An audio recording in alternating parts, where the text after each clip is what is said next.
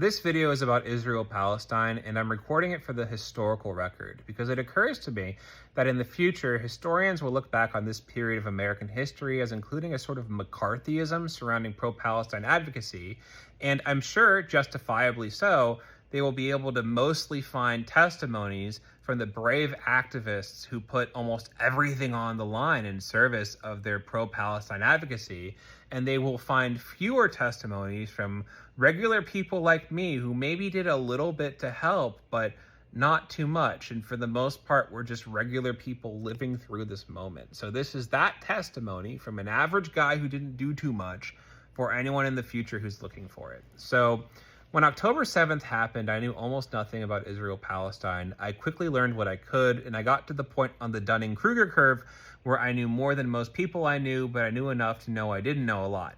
But one of the things I quickly figured out was there were these college students who overwhelmingly seemed to be Arab Americans and Muslim who did what seemed to me like completely innocuous things, like joining a pro-Palestine student organization or non-violently protesting. And then in response were, in my opinion, smeared by these groups that in bad faith called them anti-Semitic and like put them on the sides of video trucks and drove those video trucks around their hometowns.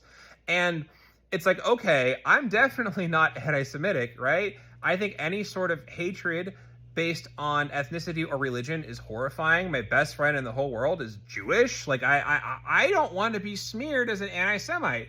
But like, if I say what seems like a kind of obvious thing, like, hey, let's not blow up hospitals or let's care about babies, I might be on the side of a video truck. So what do I do? So at first, I posted things to my private Instagram. I called my elected representatives. I talked to people I knew in real life. I called into the Majority Report with Sam Seder, which is a political show, and I said, this is Greg in California. And I spoke sort of pseudo-anonymously, right? And then slowly I saw people saying stuff publicly, prominent people saying stuff publicly. And I just looked at, okay, what are they saying? What's happening to them? And then from that, I eventually got to the point where I started to feel comfortable saying things publicly. And it took a while. I think it took probably over a year from October 7th until I was saying stuff like publicly, you know, like where like you can Google it and find it. And I'm still going through that process of like, okay, what are people saying and what can I say without people trying to ruin my life for it? And it feels ridiculous. It feels completely ridiculous. And again, it's just this calculus where it's like, you know, I want to do my small part to help. And I don't want to have my entire life ruined by bad faith people. So like, how do you do that? That's what I've been navigating these past 20 or something months.